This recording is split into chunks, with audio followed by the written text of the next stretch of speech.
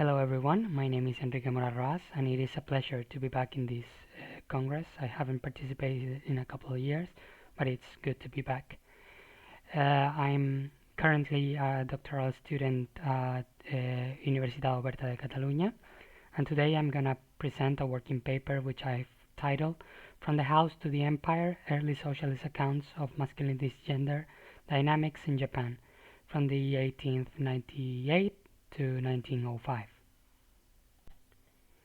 So first of all, as a way of introducing the topic, I would like to talk about what is the presentation about. So this presentation is about the origins of the socialist movement in Japan in order to ascertain the founding principles of masculinity inside its political collectives. So we're gonna study the thought of two main authors, which are Kotoku Shusui and Sakai Toshihiko, which are two of the founding members of the socialist movement in Japan. And in a concrete moment of history, that it's the end of the 19th century and the beginning of the 20th century, in which Japan has already completed much of its process to build a strong nation state, and is at that moment started to build an empire and see eye to eye with Western powers. The objective of this presentation is to understand if masculinity had an important role inside socialist thought during its infancy. After introducing the topic, I would like to mention some fundamental concepts for the theoretical framework which I would like to use to understand the primary sources which are pointed out later in the presentation. First of all, this paper continues the tradition of some of the scholars on socialist thought in Japan, and first of all I would like to mention John Crump, which very smartly pointed out that the origins of the movement of the socialists in Japan were mainly based on an elitist current of the intellectuals of the historical moment. We must know that these thinkers are coming out from the intellectual classes, are coming from old samurai background, and of course they are coming from wealthy or families which were wealthy in the past. And we must know also that because of this previous historic background of these authors, they come from a nationalist or liberalist tradition, which little by little started to transition into socialism. Secondly, I would like to mention some contributions on the topic of Marxism and gender, and I would talk about two main notions that Soren Mao develops in his work. First of all is the relationship between gender and capitalism, and I quote, the view, the familiar binary and hierarchical system of gender as a social phenomenon which does not originate in the logic of capital, yet nevertheless reproduces and is reproduced by it.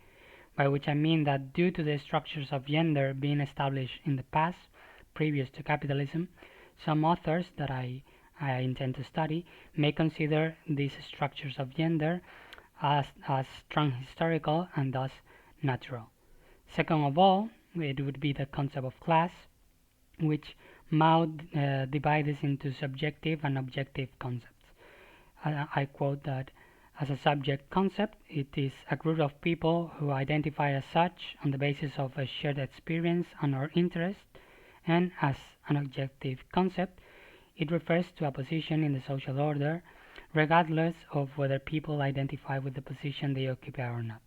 So this is a fundamental notion to ascertain in the thought of this author who is part of the working class or who is part of the revolutionary movement, and if only men are going to be part of this revolutionary impetus. Last of all, I would like to mention some work on men and masculinity. First is the work on masculine domination and the use of binarism by Bourdieu. This is instrumental use in modernity. This binarism between nature and culture is important in understanding this process of building up subjects and objects of revolution. Second of all is the hegemony of men of Hearn, the view of hegemony of men inside even the counter-hegemonic movements that I'm trying to present in this paper. And last of all is Ito's notion as masculinity as a myth. This is the creation of a series of ideas that give way to a concrete practice of gender, and in this case, it's going to be masculinity inside revolutionary collectives. So now, getting into the primary sources, I would like to present the work of Kotoku Shisui, which was one of the first introducers of socialist thought and then anarchist thought inside Japan. As I stated before, he moves from a nationalist perspective to socialism in a critique of the elites in the last decade of the 19th century, which he sees that these elites that have constructed the Japanese nation state are betraying the modernization process and the people in the process of imperialism. And in 1901, he will publish Imperialism, Monster of the 20th Century, which is previous to seminal works on this topic by Hobson and even Lenin, the topic of imperialism. In this work, Kotoku tries to critique militarism and patriotism, which for him uh, find the notion of nationalism inside the Japanese archipelago. But if we study the notions of gender inside this seminal work by Kotoku Shisui and in this process of transition into socialism and anarchism, we find some problematic tendencies in terms of gender. Uh, Firstly, we find a really interesting critique of masculinity in his critique of the military system, which he thinks that corrupt men and turn them violent. And I quote, manliness was thought to consist of fanaticism and violence. But this doesn't end here. When he poses the question of what the movement of imperialism is, he defines imperialism as a feminine construct, because war consists of plots, of dirty tricks, of crafty stratagems in what he considers to be an effeminate morality.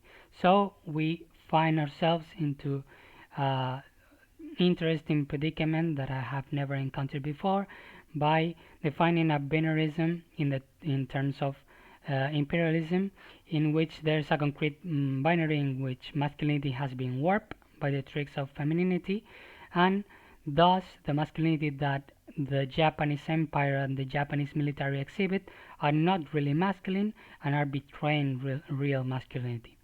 Thus, Kotoku starts to establish a myth of the enlightened revolutionary, which would carry out the project of revolution by a concrete form of masculinity, which is righteous masculinity, not deviated from the ways of masculinity uh, or consisting of what he calls fanaticism, violence, or effeminate morality. This is a very interesting predicament in the study of imperialism, and as I understand, it is quite unprecedented.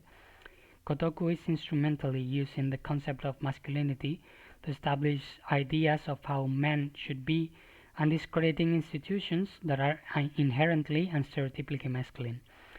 So he's trying to move into a very basic binarism in his conceptualization of gender and imperialism, in which the good is always portrayed as masculine and the bad is always portrayed as feminine.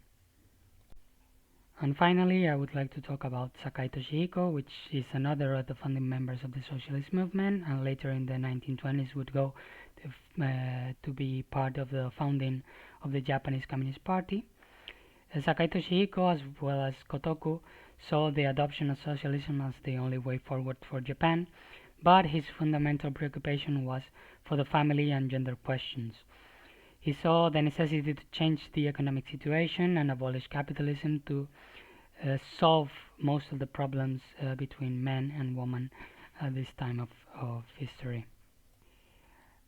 Talking about the vision that Sakai had on the benevolent man, which is akin to the figure of the emperor, I would like to talk about his article on the new organization of the family of 1901, in which he makes a distinction between the public and the private space, akin to those uh, views by conservative people inside the government, but trying to put a progressive patina on it, by trying to call for the equal rights of husband and wife. Nevertheless, as I mentioned before, and I quote directly from a translation of this article, he says, "While I insist on equal rights between husband and wife, my position is that the man should be Prime Minister and Patriarch, while the woman should be Minister of Interior and Finance and Housewife." So we see clearly this distinction of public life and private life. He calls for the equal rights between husband and wife in other aspects, such as the access to marriage, and nevertheless, he talks about how men should be the one conceding these rights to women or bestowing upon these rights. And I quote another translation of this article: "If the gentlemen are willing to make concessions of their own free will, there is no need for this to happen overnight. We should make these changes properly, step by step, and stop at a reasonable place. However, if men were not willing to make these concessions, it will be inevitable and positive that women will take the courage to attack relentlessly and fearlessly." In this quote, we can see that the only option for women to be inside a revolutionary movement would be if men were not doing their work as revolutionaries properly. However, this is only the beginning of the process of Sakai Toshihiko as a socialist, and he would have different views as the years went by, and he started to introduce a critique on gender and capitalism. So we see progressive changes in his thought. First of all, we have the critique of marriage as a corrupt institution, comparing it to prostitution, and also putting it in front of the notion of free love.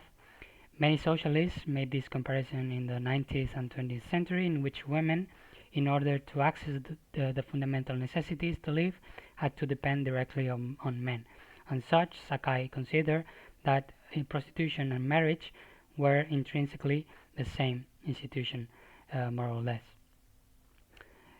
Although there is a continuous mention on sexual difference, and it's a recurrent theme, talking about the biological predispositions to certain characters, little by little, Sakai starts to develop a vision of the future, the socialist future, in which there is even a possibility for the existence of gender-neutral people, which he describes as those which are not directly related to the process of human reproduction. This is still a biologist stance. Nevertheless, he tries to break little by little with these notions that he had previously held on the nature of men and women inside society. Finally, there is the notion of the elimination of the female vocation. Men and women have no inherent vocation, and to Sakai it is all historically and socially mediated, thus turning away little by little from some naturalizing aspects of the structures of gender. From these primary sources that I have presented, and from the beginning of the socialist movement in Japan, I would like to draw some conclusions to this working paper or to this presentation.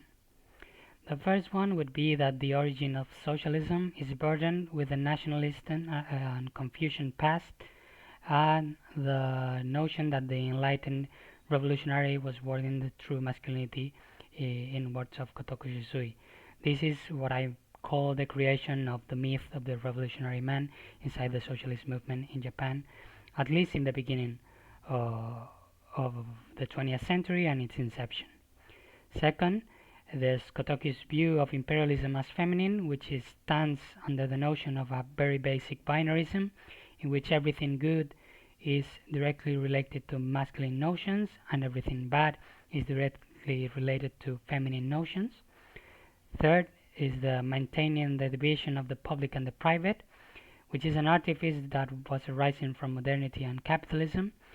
As we can see, both the empire and the house and the discourse surrounding it are interlocked both in practice and in the development of different theories on the matter. Fourth, there's the assumption of a subjective class view.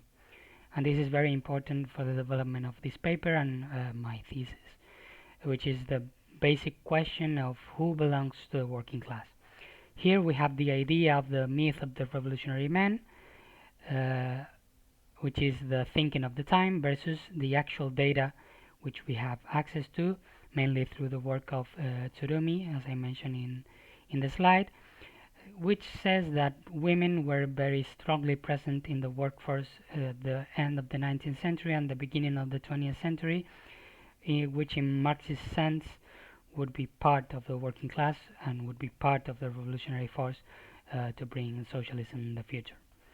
Last of all, I would like to mention just the interest for future research and investigation.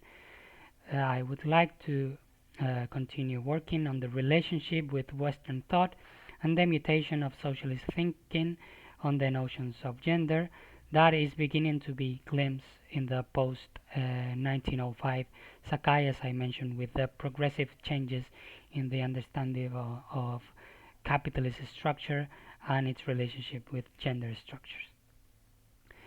That would be all. I leave you with the bibliography for this presentation and the working paper which I'm working on right now, and I await any questions, any comments you may have, and I thank you very much for listening to me, and I hope you all have a fantastic Congress. Thank you very much.